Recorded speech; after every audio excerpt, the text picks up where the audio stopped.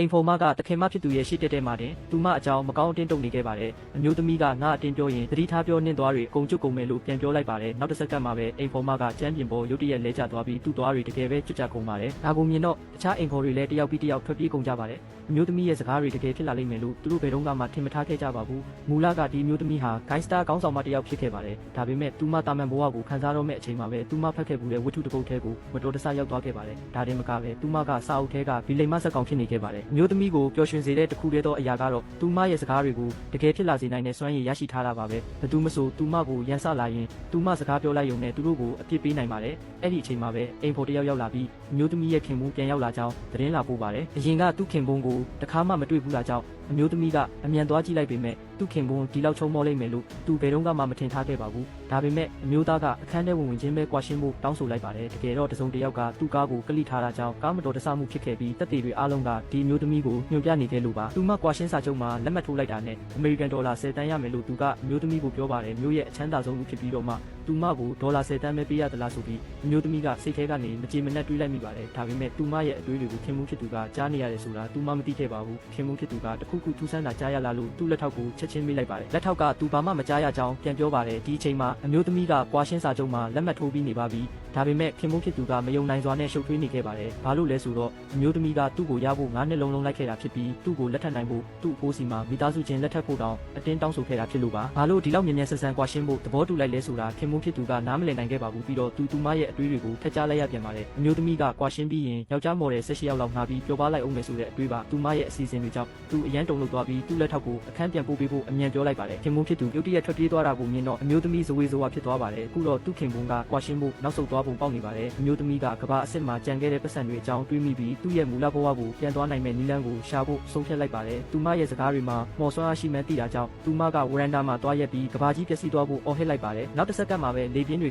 ကသူမပတ်လည်မှာတကယ်စားတိုက်ခတ်လာပါတယ်ဝတ္ထုတွေကကဘာကြီးပျက်စီးသွားရင်သူ့ဘဝအစ်စ်ကိုပြန်ရောက်သွားမယ်လို့တွေးပြီးသူစိတ်လှုပ်ရှားနေခဲ့တယ်ဒါပေမဲ့မိုးကြိုးတစ်ချက်ကသူ့ကိုပစ်ချလိုက်ပြီးအမျိုးသမီးချက်ချင်းပဲတိုက်ပေါ်ကပြုတ်ကျသွားပါတယ်အိမ်ဖော်တွေကအမျိုးသမီးတိုက်ပေါ်ကခုန်ဆင်းနေထင်ပြီးသူမစီပြေးလာကြပါတယ်လက်တွေ့ဘဝကိုပြန်မသွားနိုင်မှန်းသိလိုက်ရတော့အမျိုးသမီးကဘာပဲဖြစ်ဖြစ်သူ့ခင်ပွန်းစီကကွာရှင်းရော်ချင်းငွေကိုရယူဖို့ဆုံးဖြတ်လိုက်ပါတယ်ခင်ပွန်းဖြစ်သူ့ကိုမုန်းအောင်လို့ပိုးပွက်ဆူနေတဲ့ရင်းနှီးတစ်ခွက်ကိုတမင်တကာကမ်းပေးလိုက်ပါတယ်ဒါပေမဲ့အမျိုးသားကဘာခံစားချက်မှမပြပဲတောက်လိုက်တာကြောင့်အမျိုးသမီးကသူမပဲမှားသွားတာလားလို့ထင်သွားပါတယ်ဒါနဲ့သူမကိုယ်တိုင်ရေတစ်ခွက်ငှက်ပြီးတောက်ကြည့်လိုက်ပေမဲ့ချက်ချင်းပဲအပူလောင်သွားပါတယ်ဒီနီလန်းကအလုံးမဖြစ်တာတွေ့တော့အမျိုးသမီးကသူ့ခင်ပွန်းကိုစားနောက်ဖို့သူ့မော်ပညာကိုတုံးကျင်လာပါတယ်အိမ်ထဲမှာခြုံပုတ်တွေဒီလောက်များတာအထဲမှာမွေတွေရှိမှာပဲလို့သူတမင်တကာပြောလိုက်ပါတယ်ငါယောက်ျားခြေထောက်တွေကအခုမတန်မဆွမ်းဖြစ်နေတာမွေကြိုက်ခံရရင်မကောင်းဘူးလို့ပြောလိုက်ပါတယ်မကြခင်မှာပဲငွေတကောင်ပေါ်လာခဲ့ပါတယ်ဒါပေမဲ့ငွေကကြိုက်ချင်နေတဲ့သူကအမျိုးသမီးကိုဖြစ်နေပါတယ်အမျိုးသမီးကအရန်ကြောက်သွားပြီးငွေကိုလွှင့်ပစ်လိုက်ကကြောက်လန့်လွန်းလို့သတိလစ်သွားပါတော့တယ်အမျိုးသမီးကဝရန်ဒါမှာရက်ပြီးကောင်းကင်ကြီးကိုချိန်ဆကဒီဝတ္ထုတွေကကဘာကြီးပျက်စီးပြီးသူမကိုကဘာအစစ်စီပြန်ပို့ပေးဖို့တောင်းဆိုနေခဲ့ပါတယ်ချက်ချင်းဆိုသလိုပဲလေပြင်းတွေတိုက်ခတ်လာပါတယ်နောက်ဆုံးတော့သူမရဲ့ချိန်စာကအလုတ်ဖြစ်သွားပြီလို့သူမထင်လိုက်ချိန်မှာပဲမိုးကြိုးတစ်ချက်ကသူမကိုပစ်ချလိုက်ပြီ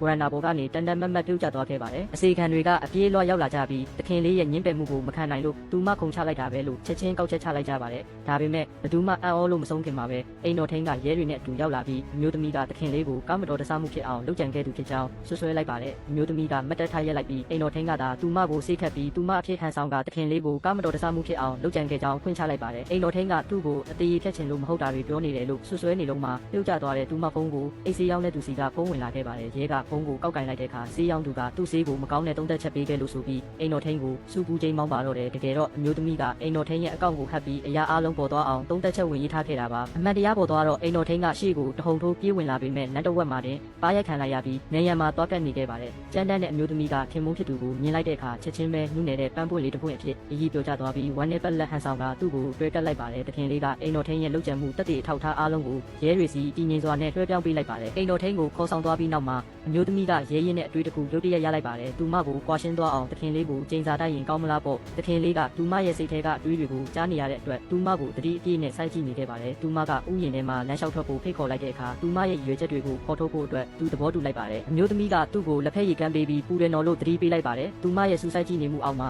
သူကမျက်တောင်မခတ်ပဲတောက်ချလိုက်တာကြောင့်သူမမျက်လုံးတွေပြည့်ကျသွားပါတယ်။စမ်းကြည့်ဖို့အတွက်သူမတငုံတောက်ကြည့်လိုက်ရမှာပူလောင်မှုနဲ့အတူချက်ချင်းထွေးထုတ်လိုက်ရပါတယ်။သူမရဲ့ကျိန်စာကအလုံးမဖြစ်ခဲ့ပါဘူး။ထပ်ပြီးစူးစမ်းတဲ့အနေနဲ့တခင်လေးရဲ့နုနယ်တဲ့ကျမ်းမာရေးကိုစိတ်ပူတယ်လို့ဟန်ဆောင်ပြီးဥယျာဉ်ထဲမှာငွေရရှိလားလို့မေးလိုက်ပါတယ်။တခင်လေးကနောက်ထပ်ကျိန်စာတိုက်ဖို့စူးစမ်းနေမှချက်ချင်းတီးလိုက်ပြီးအချိန်ကိုက်ပဲခြုံပုတ်တွေထဲကငွေတကောင်ပြေးထွက်လာကသူမကိုပဲအတန်းကိုက်လိုက်ပါတယ်။မျိုးသမီးကငွေကိုဖမ်းဆွဲကကြိုးချလိုက်ပြီးမှသူမရဲ့နုနယ်တဲ့အမွေဆက်ခံသူဟန်ပန်ကိုပြန်တတိယသွားပြီးဒရမာခင်းကတတိလစ်သွားခဲ့ပါတယ်။သူမကိုကိုချီခေါ်ဆောင်သွားတာကိုတခင်လေးကြည့်နေရင်သူမစီမှာသူထင်ထားတာထက်လျှို့ဝှက်ချက်တွေအများကြီးပိုရှိနေမှန်းသဘောပေါက်သွားပါတယ်။တစ်ချိန်တည်းမှာပဲသူ့ကိုရည်ရွယ်ပြီးတိုက်တဲ့ကျိန်စာမှန်သမျှသူမစီကိုပဲတက်တက်ပြန်ရောက်လာတယ်ဆိုတာကိုသူမနောက်ဆုံးတော့နားလည်သွားပါတယ်။သူမရဲ့အသုံးမဝင်တဲ့စွမ်းရည်အပေါ်စိတ်ပြအားငယ်နေတဲ့အချိန်မှာပဲဖုန်းခေါ်ဆိုမှုတစ်ခုဝင်လာခဲ့ပါတယ်။သူမရဲ့အသုံးမကျတဲ့မွေးစားမောင်လေးပြန်ပေးဆွဲခံလိုက်ရတာဖြစ်ပါတယ်။ဝတ္ထုထဲမှာအဲ့ဒီကောင်လေးကမတန်ဆွမ်းဖြစ်သွားမဲ့ကံကြမ္မာရှိနေမှန်းသိနေတာကြောင့်သူမလိုပဲဘိန်လိန်ဆက်ကောင်ဖြစ်တဲ့သူ့ကိုကဲတင်ဖို့ဆုံးဖြတ်လိုက်ပါတယ်ပြီးတော့တုံဆိုင်မနေပဲသူမကကြောပိုးအိတ်ကိုလွယ်လိုက်ပြီးတိုင်းလောကထဲကသူရဲ့ကောင်တယောက်လိုမျိုးဒုတိယထပ်ကနေခုံချလိုက်ပါတော့တယ်အမျိုးသမီးကလက်တာဆောင်ပေါ်ကနေတက်တောင့်တက်တာနဲ့ခုံချလိုက်ပြီး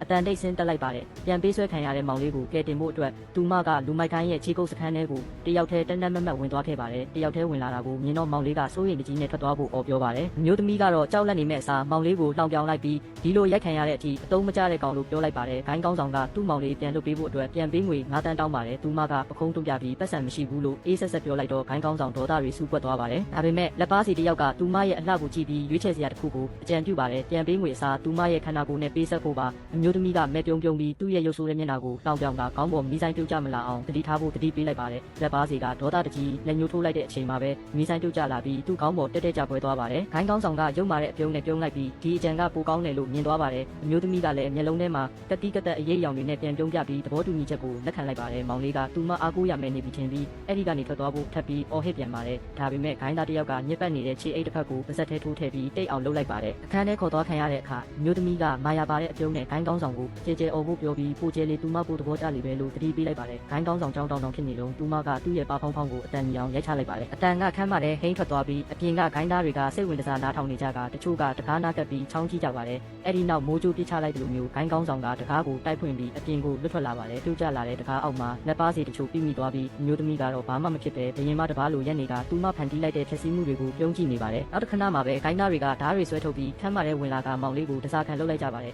အမျိုးသမီးကလက်ကောက်ဝတ်တွေကိုဆန့်ထုတ်ပြီးအရက်ပလင်းတစ်လုံးကိုဆွဲယူကဓာတ်ကင်ထားတဲ့လူမရဲ့ခေါင်းကိုလဲခွဲလိုက်ပါတယ်သူမကမောက်မာတဲ့လက်ဟန်အမှုအရာနဲ့အကုန်လုံးကိုဝင်လာဖို့စိန်ခေါ်လိုက်ပါတယ်သူမကစစ်တီတော်တယောက်လိုတိုက်ခိုက်ပြီးဂိုင်းသားတွေကိုတယောက်ပြီးတယောက်ဖြိုခွင်းကသူမအတွက်တွေးပူလေးချင်ကန်လောက်တာလောက်တောင်အချင်းမရှိဘူးလို့လှောင်ပြောင်လိုက်ပါတယ်သူမကလူမိုက်တွေကိုအားမဆိုင်ပဲအနိုင်ယူလိုက်တာကိုကြည့်ပြီးမောင်လေးနဲ့သူ့တငယ်ချင်းတွေနှင်းသက်သွားကြပါတယ်ဆက်စုချင်းစိမ့်နဲ့မောင်လေးကဒီလိုပညာတွေဘယ်တော့ကတင်လိုက်တာလဲလို့မေးပါတယ်အမျိုးသမီးကတွေးဝက်ဆန်းကျဲတဲ့ပုံစံလုပ်လိုက်ပြီးမမေးတင်တာမမေးဖို့ပြောလိုက်ပါတယ်မိုးမရွာခင်နဲ့အားလုံးမဆိုးချွဲခင်ထွက်သွားကြဖို့သူမကတိုက်တွန်းလိုက်ပါတယ်မောင်လေးကမိုးမရွာတော့ပါဘူးလို့တွေးနေတော့မှပဲရုတ်တရက်မိုးသေးထန်စွာရွာချပါတော့တယ်အမျိုးသမီးကမျက်နှာမဲ့သွားပြီးသူ့ချိန်စာကိုတတိယလိုက်တယ်သူမရဲ့ပဆက်ဆိုးကဒုက္ခပေးပြန်ပါပြီးအဲ့ဒီညအိမ်ပြန်ရောက်တော့ဝက်ပေါင်6စားနေတော့တယောက်နောက်ကကလိုက်လာတာကိုအာယုံခံမိလိုက်တယ်သူမလျင်မြန်တိကျစွာလှည့်လိုက်ပြီးအဲ့ဒီလူကိုနယံနဲ့စောင့်တုံးလိုက်တယ်သူစိမ်းကိုစိုက်ကြည့်လိုက်တဲ့အခါသူမရဲ့ဂုံပုတ်အမှန်ပေါ်သွားပြီဆိုတာကိုသိလိုက်ရပြီးတုံ့လောက်သွားပါတော့တယ်